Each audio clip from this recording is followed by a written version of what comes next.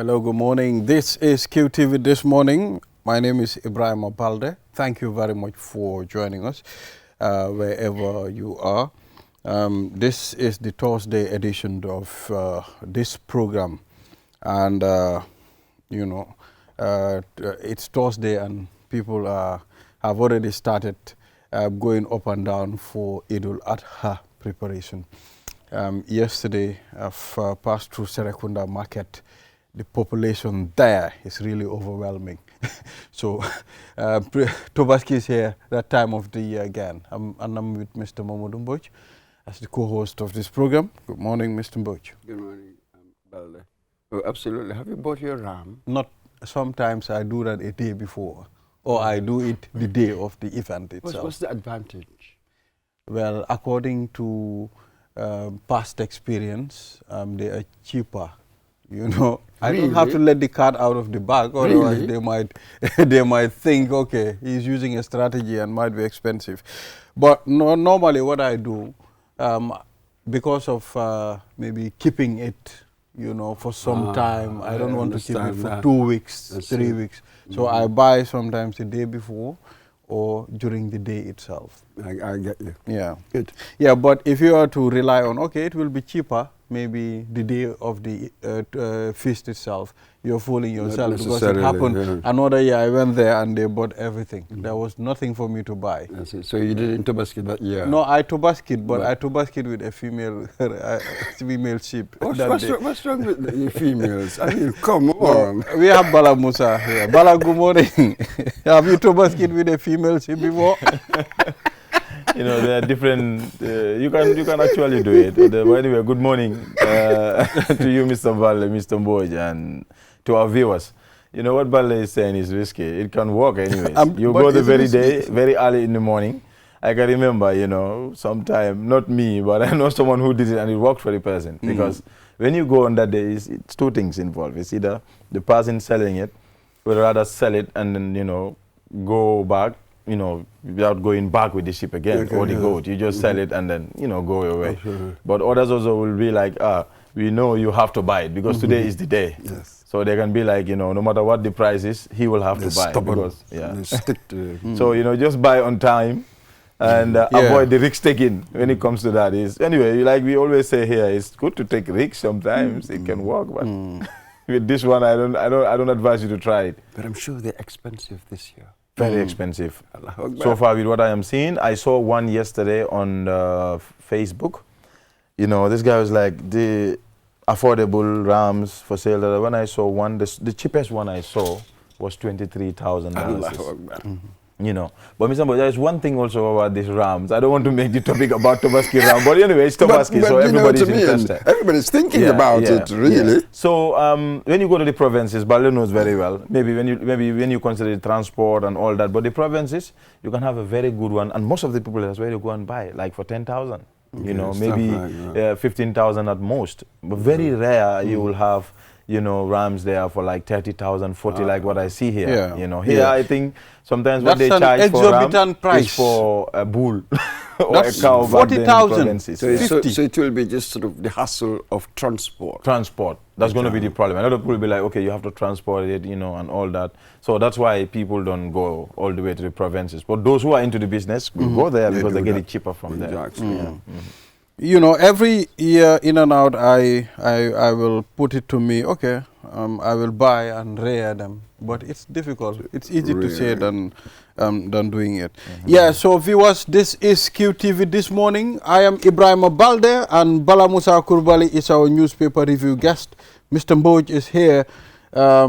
We are presenting this program alongside each other. Yes, so let's take a look at the African code. Enjoy life like food. Leave some for your children. Enjoy life like food. Leave some for your children. A hungry man is an angry man. Sometimes you can eat and forget your children. But how are we going to have that mentality to leave some for our children, Bala Musa? For me, I will just go straight to what I think the proverb is actually saying, you know, my own interpretation of it. That would be to say, you know, no matter what you're doing as a parent today, you know, always think of tomorrow. that is for your kids when you are not here. Like you will hear our parents will tell us sometimes, you know, what I am doing today, you might not see the benefit of it until when I am gone. You know, you hear our parents say that. So which means whatever they are doing, you know, sometimes we know our parents sometimes refuse to do certain things, not because they cannot do it, for our but benefit. because they want to leave it for the benefit of their children tomorrow. So I think that is the way most parents would even think, and most parents think. In Gambia, usually when you look at it, do funeka, but you know, some parents issue will of think that way. lands. Let's take a look at lands. I will buy a land, maybe buy 2 pieces and leave maybe 1 for my children tomorrow, or leave 2. We've been hearing all those things. Or I'll buy 5 pieces of land and leave 3 for my children. You know, so that happens. So you are not eating everything. Maybe you can sell land 1 and 2, but you are not going to sell land 3 and 4. So for me, bottom line is whatever you're doing, just think of the future, plan for the future. Absolutely. For me, I focused on 2 words, especially with the first bit: enjoy and food. Here, I'm not sacrificing. I'm enjoying it. So it is very, very important to make that distinction. And what do we need food for? Well, you have the necessity of survival, but there's the other bit, the aesthetic, the taste. You'll love it. You know what I mean? You So just it's wanna keep playing, eating. absolutely. So it's playing along, I think, 2 different levels. One of them, survival skills, what I pass on possibly, and the other bit, don't be too greedy. You know what I mean? There are these 2 levels. Save some for your children, as it were. So I'm appreciating this on 2 different levels. It's a very serious one. What we used to call maybe cultural capital. What you leave your kids there, including, excluding the physical, material capital, money, house, whatever. But the ideas. So I'm looking at it from that angle. Yeah, interesting. Yeah, exactly. I mean, whatever you do in our African setting, most of the time we consider our children. We consider what's going to happen in the future. Although most of the time the West will tell you, okay, it's a different thing. As a child, when you grow up, when you get to 18, you are independent. You go out and do your thing. You understand? Mr. Miller, that's unfair. The African, Western, all parents, Chinese, whatever you call it, generally, of course we worry about our children. What are we going to give them? What are we going to do for them? We know that sooner or later we're going to leave, and that sort of thing. Generally, the worry is a natural thing. That's a natural feeling. That Exactly. cannot be extracted from the relation between parents and children. But something else happens. What are our norms? What do I think that is valuable for me to leave my children? How do I prepare them for tomorrow? Maybe in the West they'll say that by the time you are 18, you're grown up enough. Go and start earning. Yeah. But with us, maybe we don't look at it that way. You know, with us, you can be 25, maybe And even still 30. Everybody's saying that, oh, he's young. I'm like, oh, come on, let's stop that. That's not true. When you're 20, you're old enough. Let's be honest with life. Yeah. So you have stylistic differences, but basically the same idea. That's why I said that Basically the same the idea. foundation that laid, I mean, that feeling between parents and Oh, that's a children, natural bond. it's all the It's a same. natural That's why bond. when I hear, But like- it doesn't always work. Some parents are really very cruel. Yeah. I was just recently in the US, was it in the US or in Australia, this case where the mother killed the father, the kids, they're going to court, they say they don't want to see their mother. So sometimes it goes terribly wrong. Sometimes absolutely. it goes It happens, terribly yeah. wrong. Well, So- just going back to what you mentioned, like Balde said, you know, here, you see people in their 30s and they still say, oh, you know, I'm still young. No, you're fooling yourself. You're not young, 30. No, You know, you should be able, you are in a position to take up responsibility and be able to do things, decide things on your own. But like you said, Gambia here, it's normal. People in their 30s are still under their, parents, directly control and, financially supporting them and whatsoever. So, but And some parents also yes. now, it's not just a Western idea. I like that Mr. Boy said that. Yeah. Even in the Gambia, people are doing course. away with things like that. Exactly. Because your child reaches a certain age, you tell them, you know what, go and walk. There are certain things I do for you, I am no longer going to do them. Be a man or be a woman or do whatever you will do to stand on your own to survive. But that does not mean that parental love is not there, they will not guide you, they would. But In fact, that's the deeper love. Yeah. I'm preparing you for independence when I ask you to go and work. Sooner or later, I'll be gone. Absolutely. You know, you're going to go out there in the world. So that is it. Tough love, we used to call it. Tough love is good. That's what you have to give your children. That's what you have to give them tough love. children. If you don't, you know, the consequences will come and, you know, they will have to deal with it, whether in your presence or in your absence. Absolutely. Yeah, so this is QTV This Morning. If you're just tuning in, thank you very much. We've already dealt with the African Code. And just to give you a rundown of our program, we'll be talking to the European Union ambassador to the Gambia.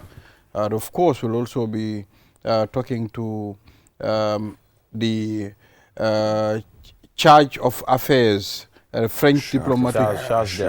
Yes, I mean, French diplomatic mission in the Gambia. So we'll be having them on the program after the newspaper review. And Bakari Bojang, General Manager, Sofora Cooperative Credit Union, would also be here, and we'll be talking about Sofora. As you know, Sofora is one of the partners of QTV. We do a lot of things with them. So on that note, we'll take a short break. However, if we are back, then we will delve into the papers. Now let's head to the papers.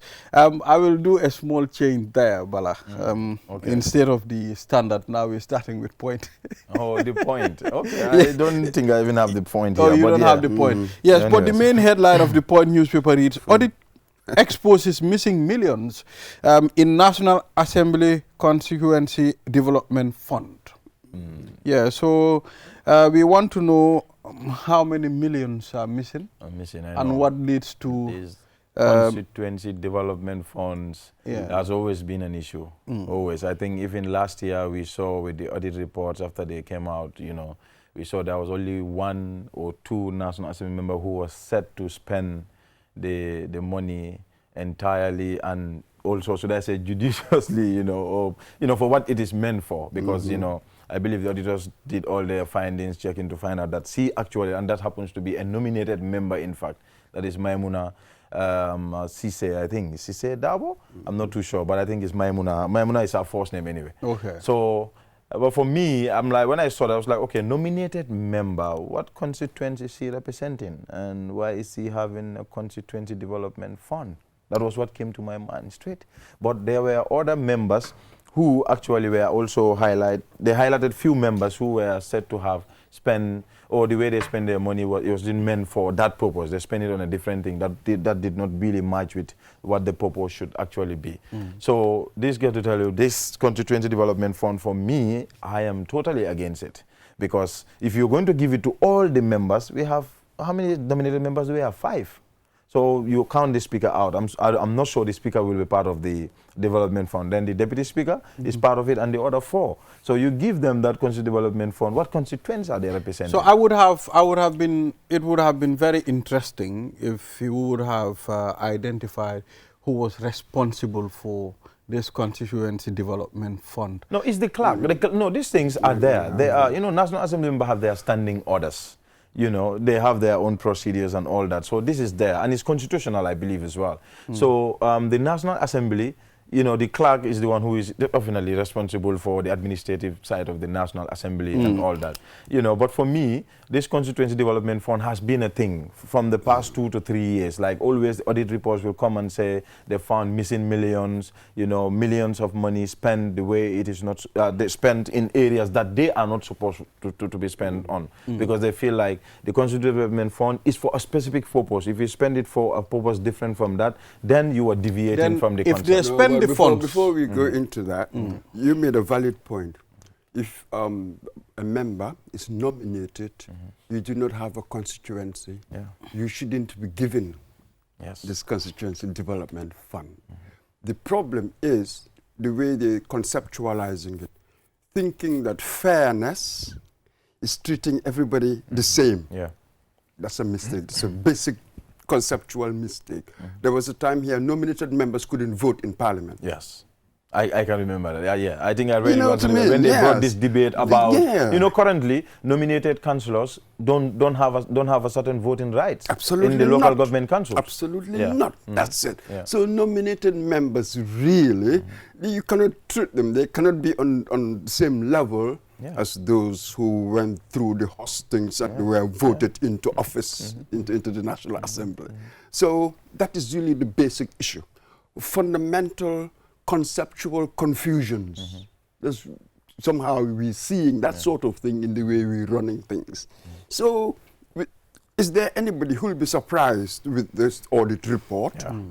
Every public body that's been subject to scrutiny, we've seen massive financial mismanagement. There's something rotten at the heart of how we do public office. So now, what do you think should be the solution going I think they forward? should just review this whole constituency development fund. To me, they should review it.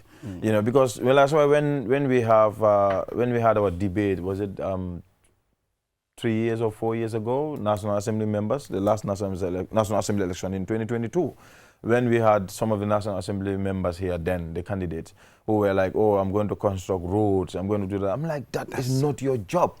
You don't know your mandate. If you know, I feel like people just go into some of these things without reading, without understanding what their mandate is.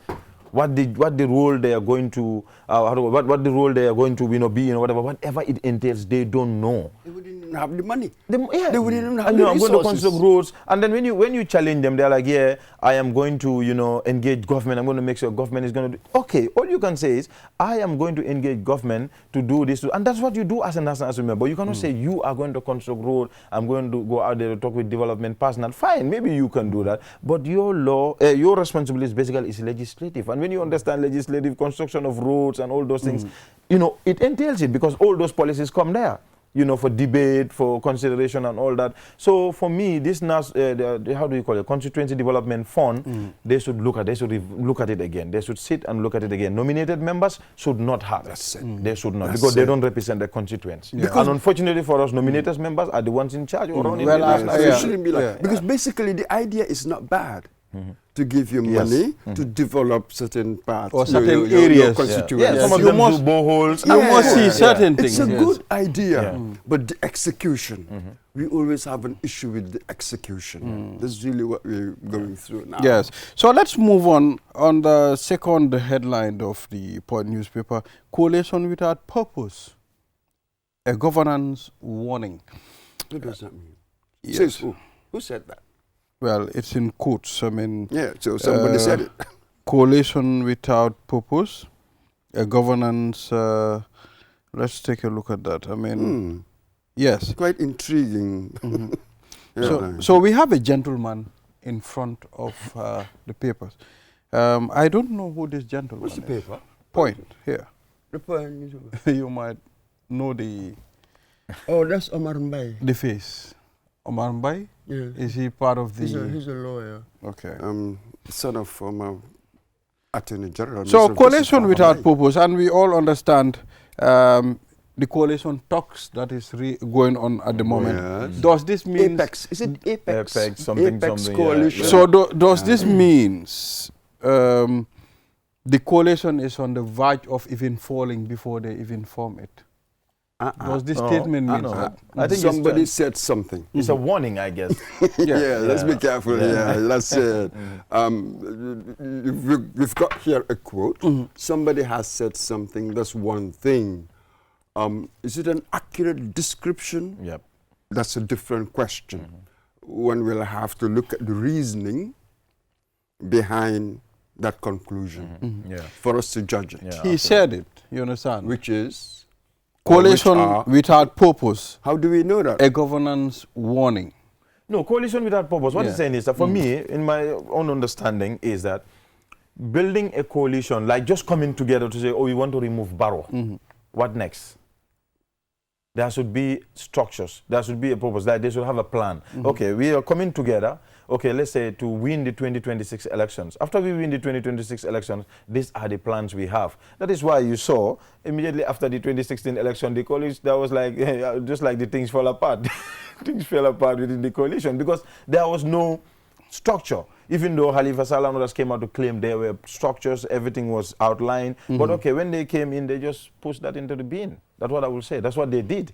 And they went with their own plans. That's when they came with the tactical alliance and all that. So in this case, if you're coming up with a coalition, it's going to be a coalition government. You have to look at how you approach in local government elections, how you approach the national assembly elections, so you can be able to implement some of the policies or programs of the government. So, but just coming together for the sake of winning the election or removing the current government and without having a plan for the future. So this person made a statement. You see, what I'm trying to drive at, you need to understand where I'm trying to land. You understand? Are you trying to land at the bus in the national airport? Yes. Are you a pilot? Yes. So we are on coalition talks at the moment. You understand? So someone made a statement. So the mental picture that we are going to have as people, he is directing these statements to that coalition. Yes, that's what I'm saying. That's what I just said, based on my own understanding. Even though, Mboj went deeper, and I agree with what Mboj, said, these things you have to look at the details to be able to, analyze it, properly. But let's put it this way. Yeah. What was it that brought them together in the first place? I've called it a coalition. There was, if not, I do not know what kind of purpose he's looking for here, but there was an idea, a magnet, that got them together. Maybe that would be the basis for it to move on. All these, you call it coalition talks, that's exactly what these things are. It will take time to form it. They're in the process of forming a coalition, isn't it? So there are many questions I have. They wouldn't be able to answer now. This will take time. We are now in May, June, December. So let's be careful. How I think it was on the papers. Was it yesterday that coalition? They said they will come up with their flag bearer. They'll select their flag bearer, I think, in 2 months. You are right. I read that yesterday in the paper. Or they will be coming with the flag bearer in 2 months. In 2 months. Something like that. You see? Yes. But 2 months is almost close to December. Let's be, no, not necessarily. But in elections or in politics, even a day is enough to change things. 2016, when did Mama Kande bust onto the scene? At the dying minutes. Look at the impact he had. So be careful what timing means. Well, I mean, it depends. So for me, I am, waiting to see what happens because looking at all the things that happen, before the talks will even begin, what all of them say, some of the, policies or principles, some of them, we say we'll consider before going into any coalition. It will be interesting to see how they select their flag bearer. Yes, but it will be important for us that they get it right. In a healthy democracy, you need a strong opposition. Yes, absolutely. Yes, you need strong candidates. Then the people will decide. Yes. You know what I mean? So it is important for us that they get it right. So that we can have genuine choice. I want to have a genuine choice between Barrow or whoever will lead the opposition, all of that. You see, look at the way I framed it. I wish that I had said between NPP. You see, you want a party to have a character. A character beyond the individual leader. But we are yet to have parties like that. Maybe PDOIS tried something like that. But now everything is around the individual. So we've got this personalist politics, which is not good, really. Even ideologies and but we're going to look at our political parties. They are all, how do we click to an individual? Absolutely. Like, when you say NPP, you're like, you say Barrow's party. Look at it. You say UDP, you say Darbo's party. So I see PDOIS trying to change that, because they're even doing away with the Halifa and CDA leadership now. Now we see Swaibu, coming up as the SG, so. And with us, we used to say the Socialist Party. You see, it is not associated with an individual, but an idea.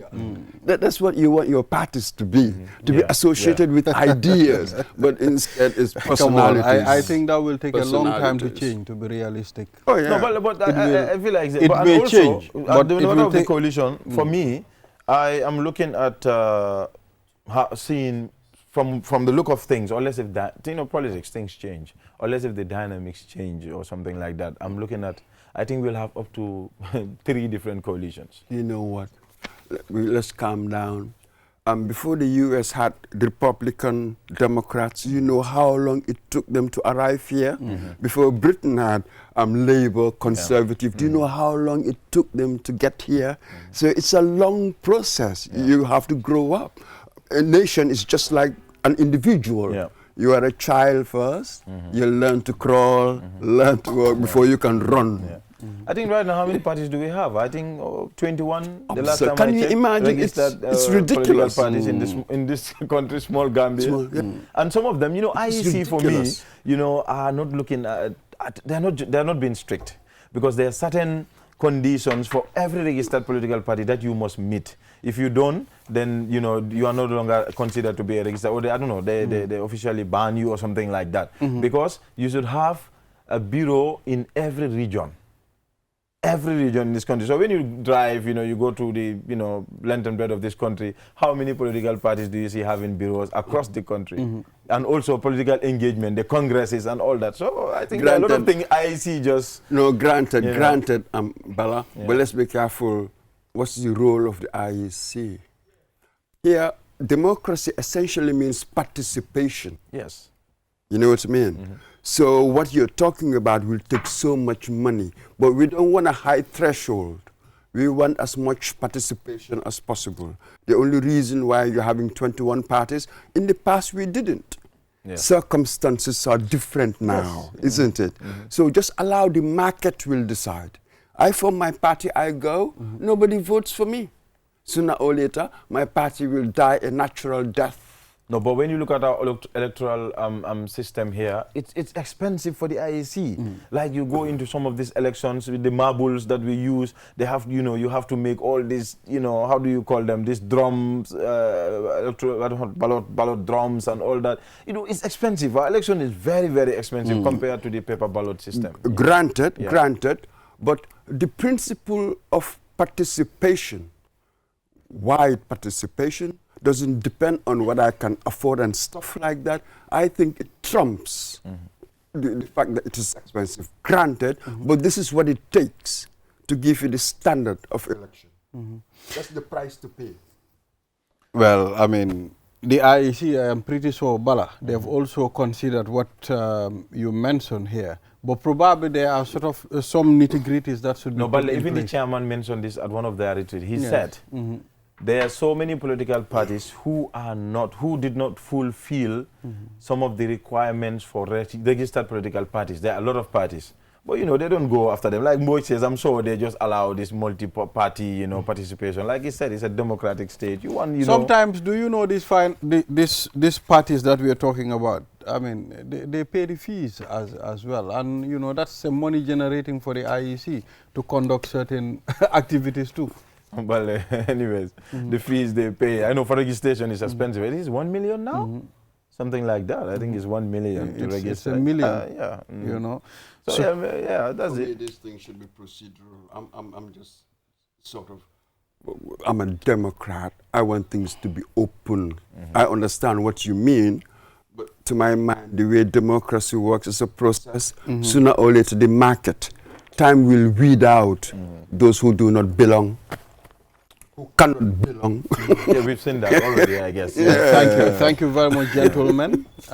This is what we have for the newspaper review segment. I saw something very interesting. I know you have a packed show, but I saw something interesting, but maybe we can talk about that maybe another time. The government... I saw something saying the government have created 130 out of the 150. No, 163. 63,000 new jobs. They surpassed the 150,000. target. It would have been interesting to know how they got to that, the data and all that. Fact checking. You are a journalist, Bala Musa. So thank you very much. We'll take a short break, and after the break, then the program continues. This is QTV This Morning. I am Ibrahim Abalde and I am with Mr. Mamadou Mbodj as the co-host of this program. Today, as part of the European Day celebration, we are honored to host distinguished guests to discuss the growing partnership between the European Union and the Gambia. And joining us in the studio is Her Excellency, I'll be sorry for the name, Imaroka Ikortiz. Very well done. Is it okay? Very good. Of course. Good morning. And we have Serge d'Affaires of French diplomatic mission to the Gambia, Stéphane Dovert. Gentlemen and ladies, welcome to QTV This Morning. It's good to have you here. Thank you very much. Good morning. Yes. So let's talk about the whole idea before we delve into the topic itself. Tell us about the European Union. The European Union is a regional integration process that started with a very specific objective, that it was to prevent war from happening again in Europe. There had been three very complicated wars, among them the two world wars, and France and Germany, which have been rivals for a very long time, were engaging in battles. And the idea was simply the 9th of May of 1950, and that's why we say the Europe Day is the 9th of May. The Minister of Foreign Affairs of France, Robert Schuman, made a declaration saying what we need to do is to put the economies of these two countries together. And once the economies link, war is going to be unimaginable, impossible. It will not be, it cannot be done. And that's what they did. And they started putting together coal and steel, which were the products that they were used to make war. And that was the beginning. And the idea was growing, integrating different sectors step by step. And then, of course, going for an economic integration to a political one. And therefore, there were more countries joining in than UK. And first of all, they started the communities with 6 countries. It was Germany, France, Luxembourg, Belgium, and the Netherlands, and Italy. And then they grow to UK, Denmark, and then Spain, Portugal, and Greece. Well, we started growing, and then the last big enlargement that it was 10 different countries. From what at the time was considered Eastern Europe. But this is what the European Union is a group of countries that give some sovereignty to institutions to work together, to develop together based on principles of democracy, human rights, fundamental freedoms, liberal economies, and with the main objective of peace and prosperity based on the citizens. Let's invite. So, first of all, thank you very much for the invitation, because you couldn't have imagined a better moment for the invitation. Because, in fact, the EU, to make it short, has changed my life even before my birth. So I have been born in the 60s, not that young anymore, in the 60s, in a world, in a Europe in peace, stability, and one of the strongest economies in the world, arguably by today, among the 3 most important economies in the world, arguably the second. And of course, none of our countries could have achieved such a thing. And it's because of our ancestors. For my grandparents or parents, even the idea of Europe was not meaningful. It was very different from what I feel from the bottom of my heart. For me, I am European before anything else. For my parents or grandparents, they were French, they were German, they were whatever.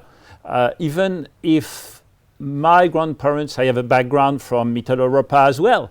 But even so, they felt Polish, German, or French, even if they were in France, really, really stuck to their country. And then, all of a sudden, everything get enlarged. and mobility and whatever happened. And now you can feel that, of course, you have difference in between countries. Most probably Spain and Germany are not the same, maybe.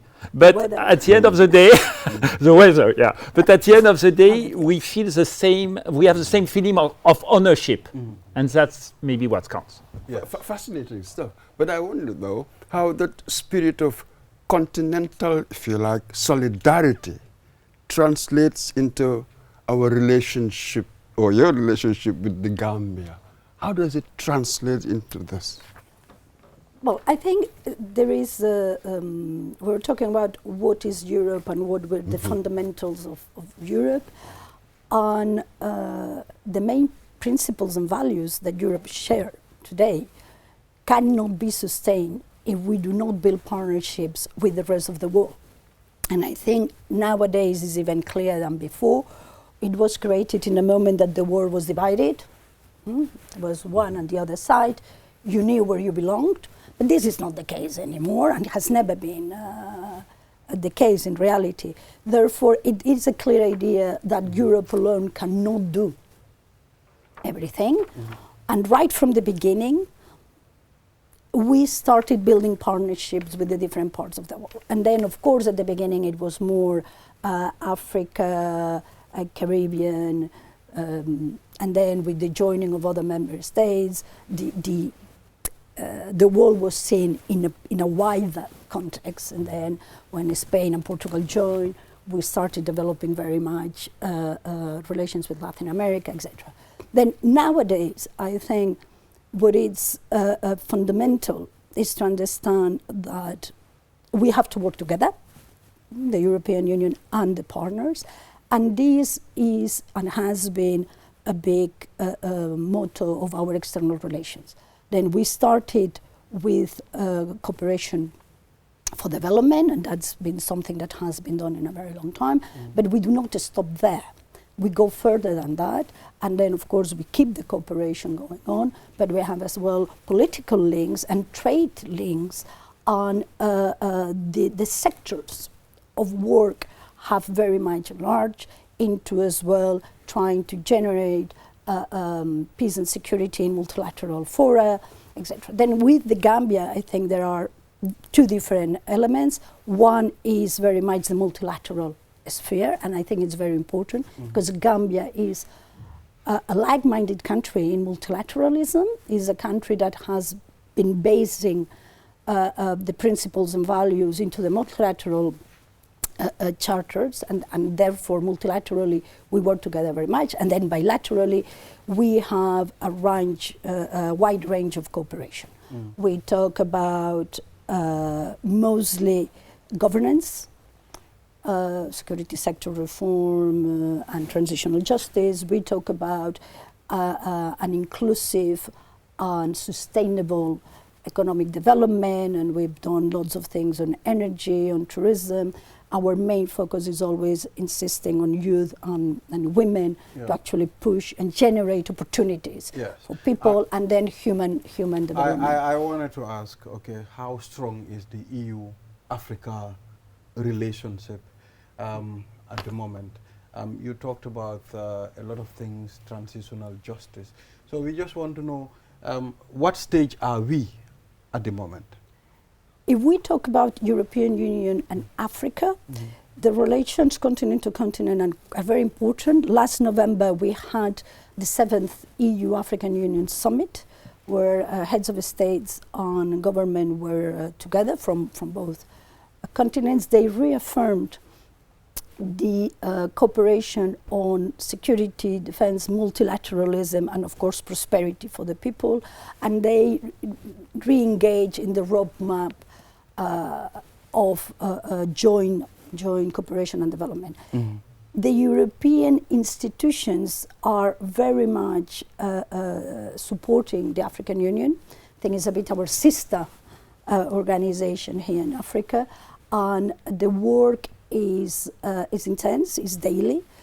The European Union is very present in Africa, both as institutions, but as well our member states, and we keep continuing working in partnership to push for the prosperity of Mr. France. Mbodj, one more. We are celebrating the European Day. And Europe Day. yes, Europe Day. And, most of the, considering the relation between Africa and Europe, and most Africans used, the illegal route to Europe. It will not be very fair for us to come and sit here and we won't discuss that. What opportunities do Europe have for African youth? I think I can speak from the institution, the European Union point of view, and then Stéphane can jump in in a more specific matter. I think the first thing we have to do is to look at migration differently. Migration is not a problem to solve. Migration is the reality. Humanity is based on people moving. That needs to be managed and can be managed, and is what we need to do. What we need to avoid is people losing their lives, is the tragedy that happens in the sea and in the land when people try to reach the European Union. The cooperation that we have with the Gambia is a cooperation that looks at migration in a very holistic manner. We work with Gambian institutions to prevent smuggling and trafficking. And this is a very important part of it, because most part of the tragedy is there. It's people losing their lives. We work with the Gambia on generating opportunities for youth, both in here and then trying to create legal pathways. Because the importance is to have people reaching Europe regularly. Do not forget that in Europe we are a very innovative and continent, but people are quite old. We're getting old, and we need people. It's a demographic reality. Therefore, everybody that can come and can integrate and pay taxes and it's productive is very welcome. But in order to do that, we need to do it regularly. You cannot just not organize it properly. Then we do cooperate with the Gambia on protection of migrants. Not only Gambians, but as well people that are coming. Gambia has become a transit country very much as a departure country, and I think this changes a bit as well where the Gambia is placed in the migration issues. And then of course we cooperate with the country on returns and reintegration, because this is as well something that is very important to take into account. And we launched last August a project that deals with it. We are preparing a new one that is going to be signed very soon. And the idea is to, again, give possibilities and opportunities in the country for people that want to stay. And then those that they have, look, we are continuous migrants. I left my country when I was 17. Would say people that really want to go can do it in a regular, organized matter. And the regularity and the programs of this regular migration is done by the member states.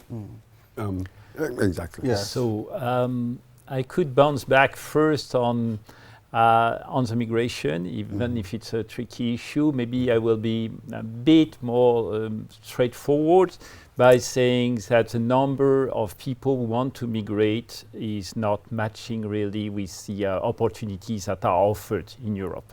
So we have to be clear about it so far, because there are plenty of countries with young people wanting to migrate in Europe.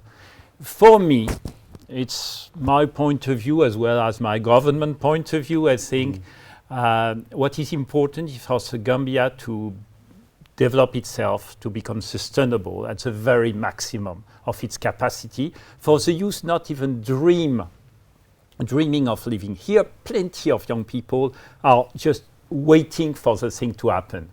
And this is bad because it prevents them to get more involved in their own life in the Gambia by trying to find opportunity or to strengthen themselves, because they are just expecting the very moment where they will be in capacity to live.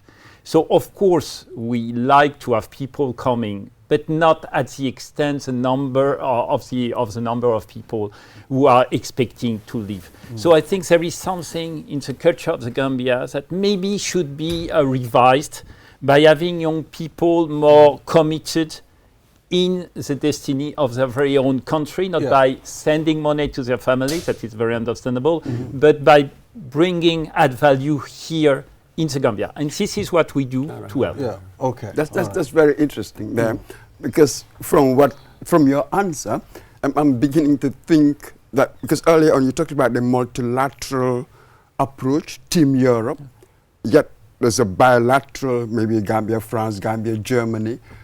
So which bits will be dealt with by Team Europe as a body, and individually, are there any tensions? It seems very weird. The inflections between countries will be different. Look, from my point of view as European Union, I would tell you there are no tensions. It's true that when you are 27, there are different views and there are different objectives on. Sometimes you need to basically negotiate and exchange, but that's what we do constantly. That's the day-to-day of the European Union institutions, is putting the values and the interest of all the 27 together.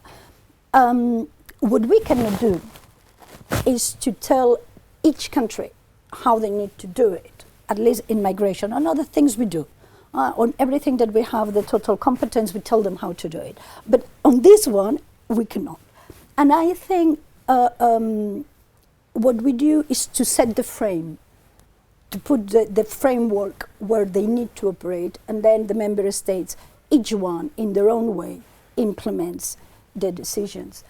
And I hope that you don't feel any tensions as well. So, before giving the answer, what a suspense, I want to get back to your first question by saying, what is the state of the relation? What does Europe bring to the Gambia? And I will give you a bit of unexpected answer. The Gambia-Europe relation brings something to Europe. Of course. Because in fact, Ima just told us about the core value of Europe we all share, but it makes them stronger.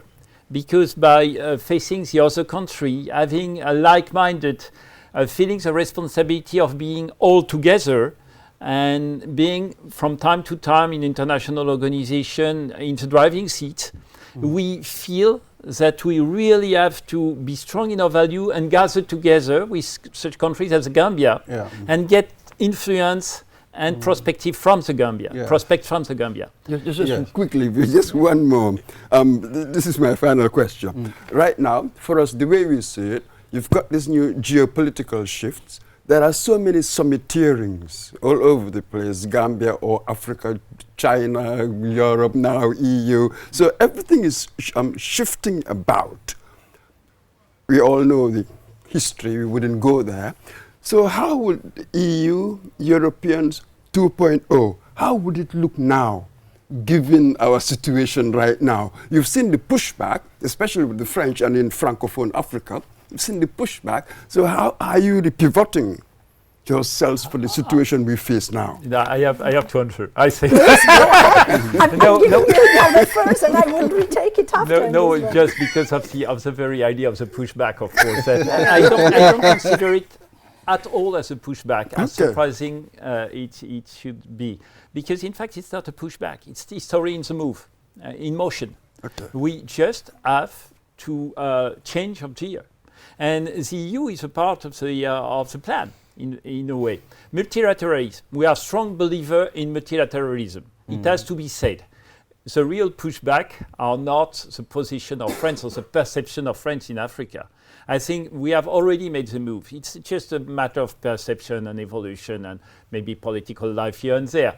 But there is nothing really to change. We are on the move already, and multilateralism is a part of the answer.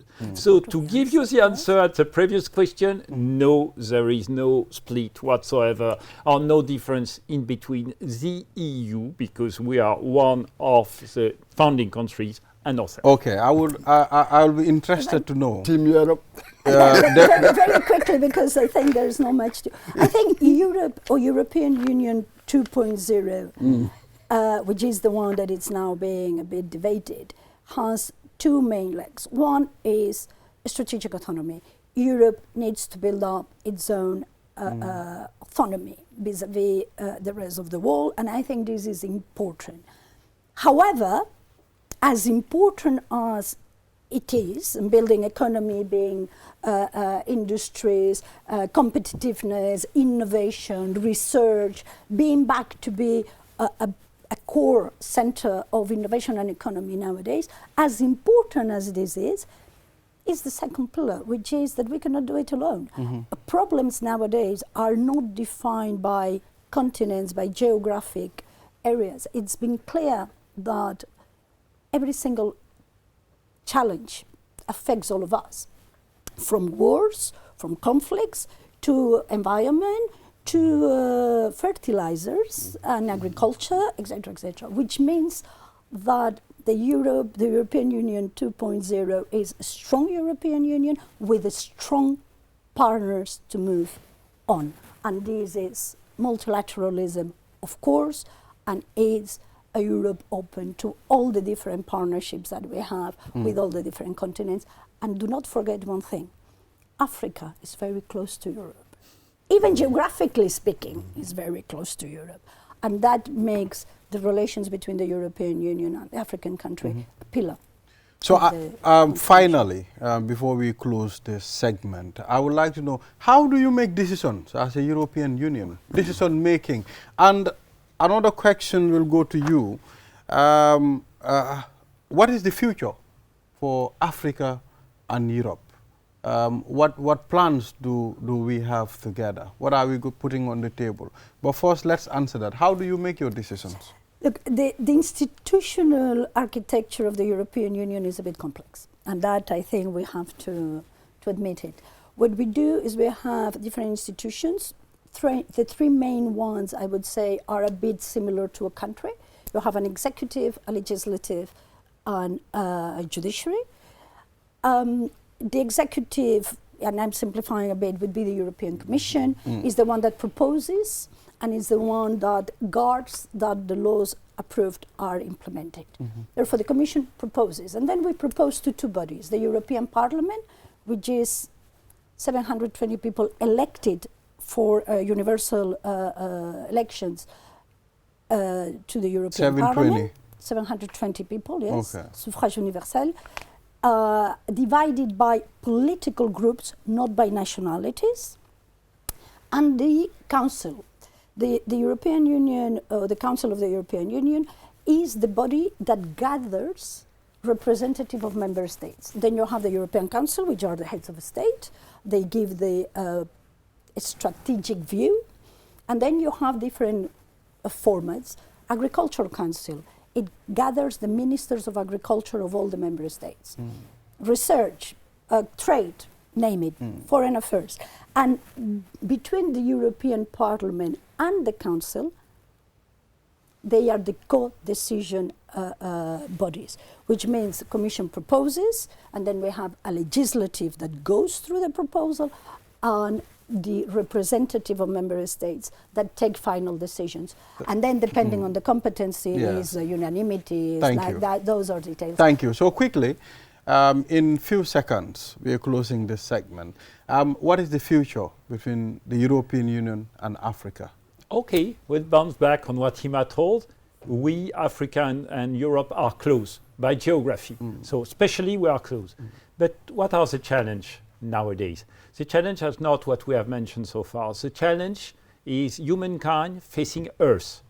It's humankind facing global challenges. And we can't do it alone. We have to do it together. Global warming is, or climate change is definitely an issue. The other issue is biodiversity reductions. growing of the human population, that's at stake as well. All those kind of challenge we have to address together, socially, politically, economically. So we have to be a community, willing it or not, because we are a community. Yes. I don't pay importance of being African or Europe. Thank we you. are all together. Thank you very much for coming. Viewers, it was Immaculada Roca E. Cortez. I hope I'm getting it right. You're getting it The right. European Union ambassador in the Gambia, and Stephen Dovel, charge d'affaires French diplomat, take mission in the Gambia. So thank you very much for talking to us on QTV this morning. And we will also open this platform, and we'll have more engagements here. When we communicate, we will be able to remove those hurdles, to understand how we work together as one people. Yes. Thank you very much for the invitation, and please count on us. Yes, thank you. We're happy to come. I am Ibrahim Abalde. Thank you very much for joining us. After that engagement with the ambassador of the European Union to the Gambia and French diplomat mission to the Gambia. Now let's head to the last segment of this program.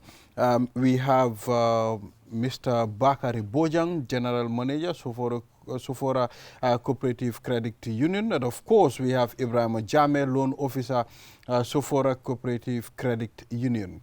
And we will be discussing the work of Sofora and, to help us understand it better. We have this gentleman in the studios. Good morning. It's good to have you, Bakari and Ibrahim. Thank you. Thank you. Yes. First, let's start with Bakari. Take us through, what is Sofora Credit Union? Thank you, Balde, and I greeting to the viewers and also Sofora members and potential members too. And greetings to the whole management of Q Group and staff. Sofora Cooperative Credit Union is a financial cooperative like any other credit union. For one to understand what Sofora is, you need to understand the global level, what happens within the evolution of the credit union.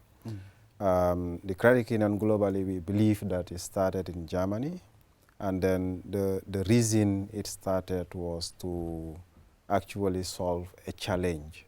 And the challenge was the economic, it was an economic emancipation that people were yearning to.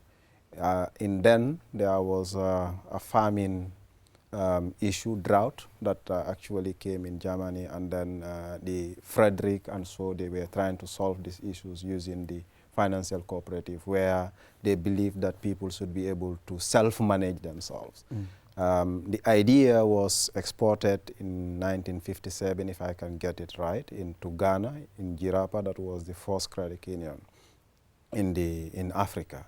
And today, in the Gambia, the credit union also movement came in 1991, and then Nakuku was established on that, and you have so many other credit unions. In the Gambia, we have what we call work-based credit union, and we have community-based credit union. Okay. Sofora happen to belong to what we call community-based credit union, where everybody, wherever you work, you can be part of this particular credit union. So Sofora came into being in the year 2006 as a study group. It is normal, where NACO would monitor you, and up to a certain level, then when they think you are qualified, then you can actually apply through the Ministry of Agriculture. That's where the Registrar General of Cooperative is, and that is where the certification is given.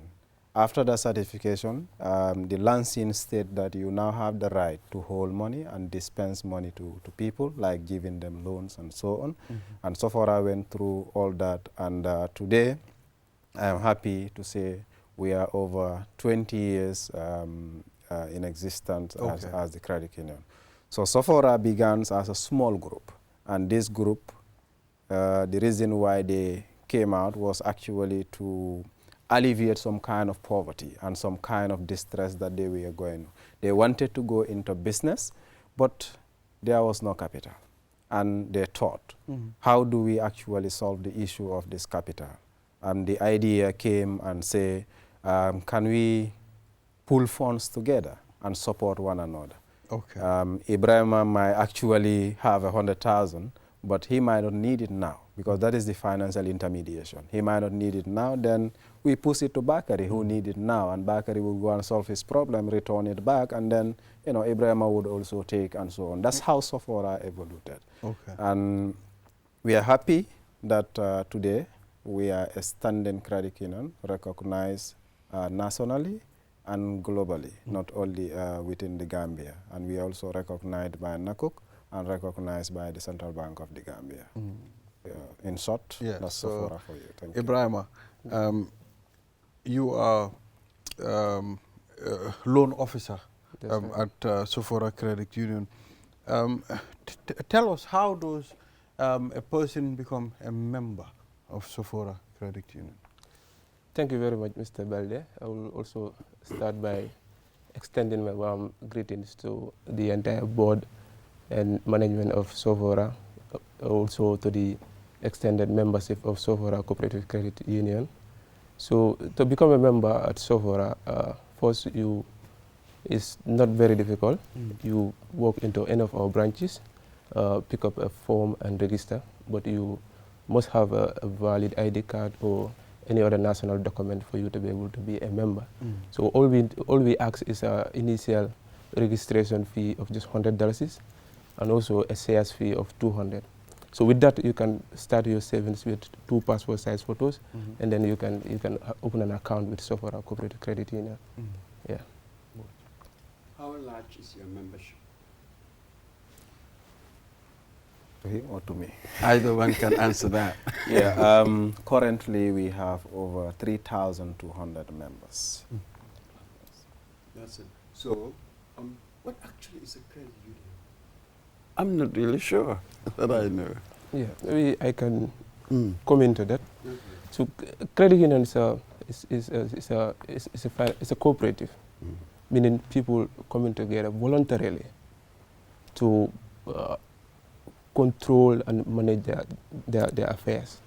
Meaning they come together and put their finances together. And then there is democratic control in this process, because now they control their finances, and they share the risks and the rewards of the process. So basically, the benefit that comes with it is it comes in form of savings and also loans. So these members have a say in how the credit union is managed.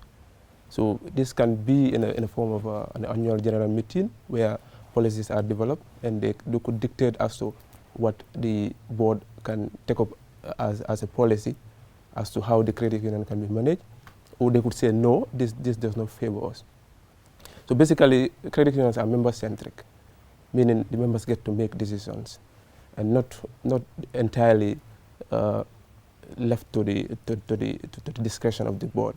But now the members manage, or they say, or I can say they have a say in how the credit union is run and managed. But not only that, they also share the risks and also the rewards of the credit union. So it's basically not for profit. It's member centered. Yes, and we have here what we call Osusu. Any relations, any links? Because with the so-called Osusu, people chip in, put in money, then afterwards one would draw, then it keeps revolving. Because you said it was from Germany.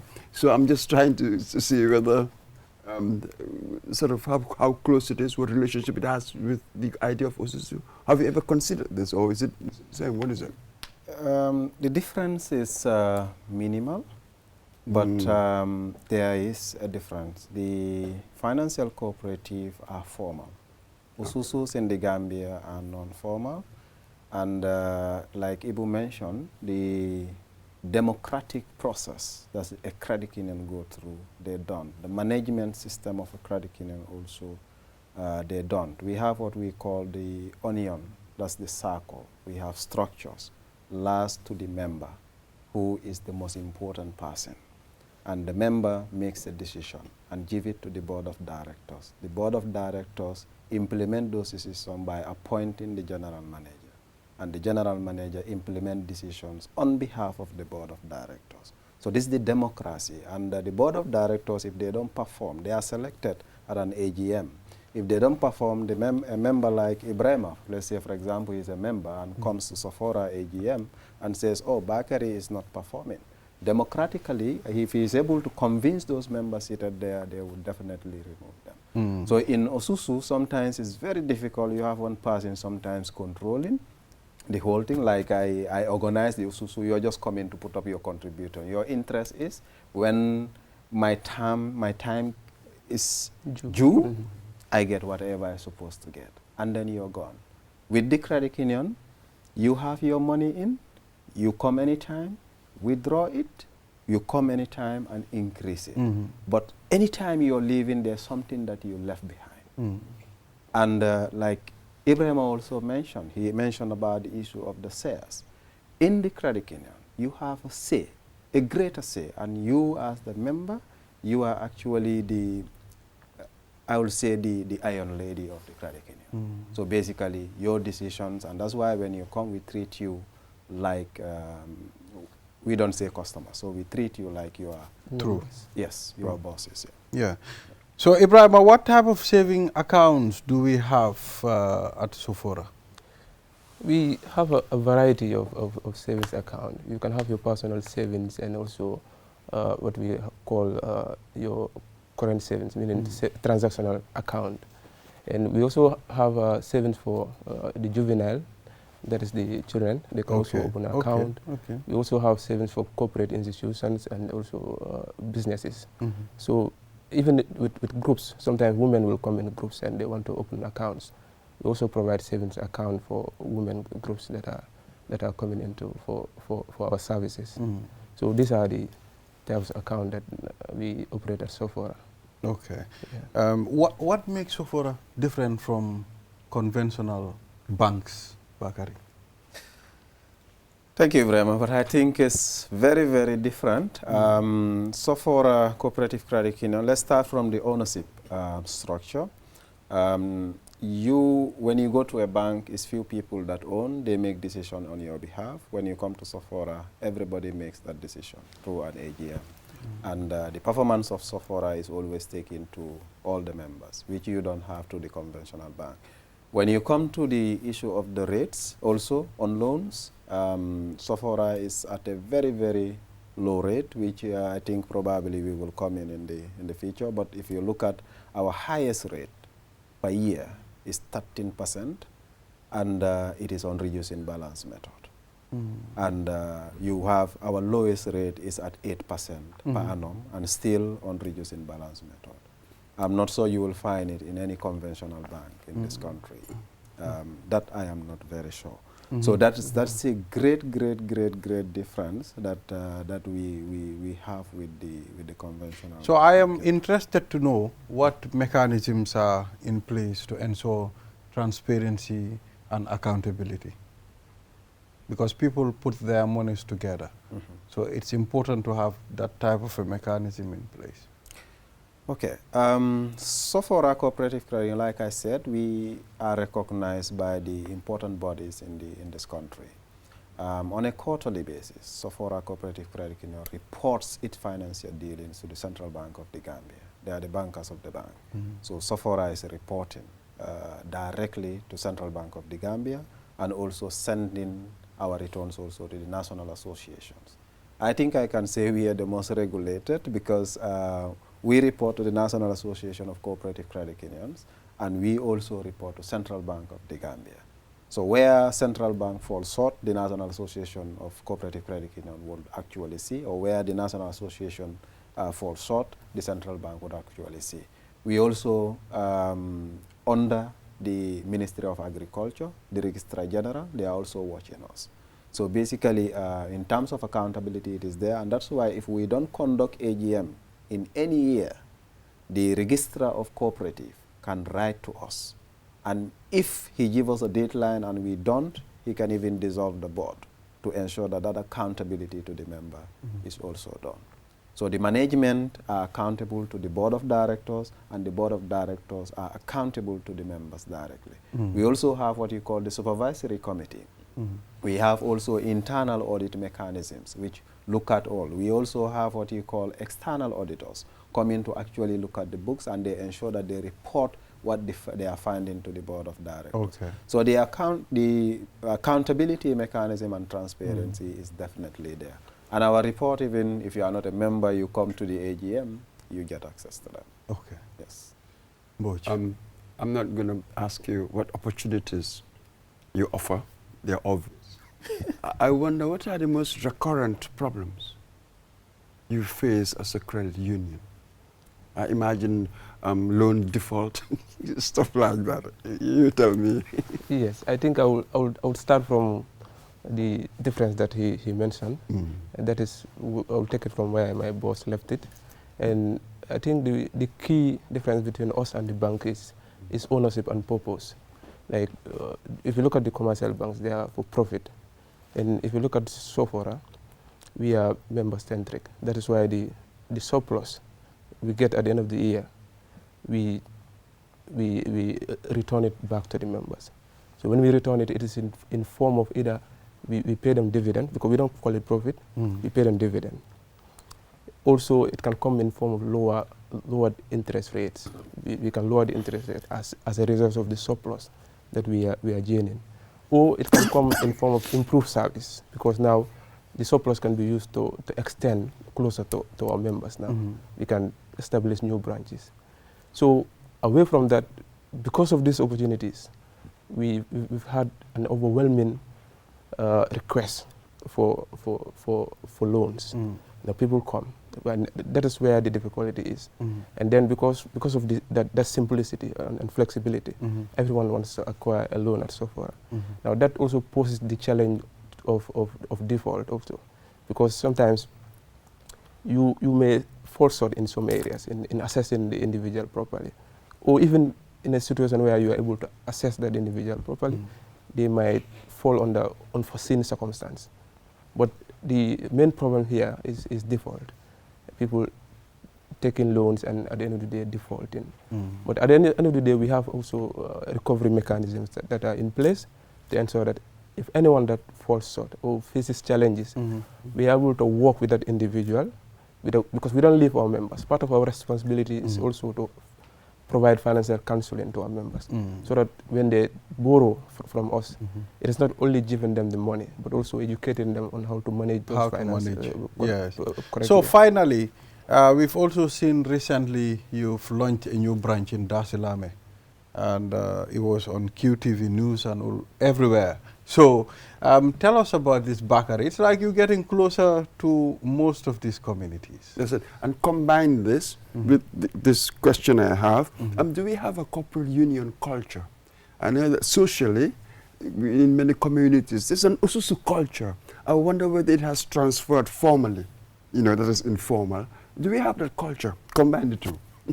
And end with it. Thank you. I just want to start with yours. I'm not sure the culture is there yet. Okay. Because if you look at the existence of credit union in the Gambia, it has not been very long. And when I was going to school, I really know what a credit union is until I started working for one. Then that's when I know. And if you ask most elderly people today in the Gambia what's a credit union, they say, oh, no, I don't know about it. And then the integration of that culture would be difficult. And that's why if you look at our vision, we want to ensure that we have access to affordable financial services for everybody. We want to create that wall. And the wall that we are creating actually took us to Dar es Salaam, it took us to Penyem, it took us to villages like Farato. And the Penyem one you did not see, but the Dar es Salaam one you saw. Oh, we have Penyem? Yes, we also have Penyem. Okay. And we are serving those communities. We are a community-based credit union, and we to ensure that we are within those communities. And that tells you that we are not looking at profit. If there is no bank in Dar es Salaam, because they know it's not profitable to be in Dar es Salaam. Yes. But we are not looking at that, and we want to ensure that this unionism culture also comes in, and you should be able to encourage people and to motivate them to come into what you are doing. There were challenges. In fact, the reason why we did not launch Dar es Salaam early is because there was a history, and the history was the issue of Visakas. And we were very skeptical. Do we take it or do we leave it? But finally we said no. We should be able to change the narrative. We are a credit union, we are not a Visaka. And our management is quite different. And that is why this year we decided to launch it, and we are going closer to people so that they are able to access all the financial services that they need. Thank you. Yes. So we've exhausted this time. Ibrahima, finally, quickly. Yes, quickly, I just want to comment. This would not be limited to Sofora alone. Just want to buttress on the impact of of credit unions in the Gambia. I believe credit unions are filling a critical gap in terms of when you look at the Gambia's financial landscape. So access to finance has been a problem throughout. We know that very well. So that is why Sofora is drawing closer to the members. If you look at the low-income earners, having access to financial or commercial bank is a problem. If you look at the women folks, and if you look at data also, data tells you that about 81%. Thank you. Thank you. We've already exhausted the time now. Thank you very much, Bakari and Ibrahima, for coming. Thank you, sir. Mr. Mboj, this is all we have for this week. We'll be back here next week again, inshallah. Yes. So, viewers, thank you very much to the technical crew, camera crew, and all our producers. And, you know, we'll be back here next week. Enjoy the rest of our programs. Bye-bye.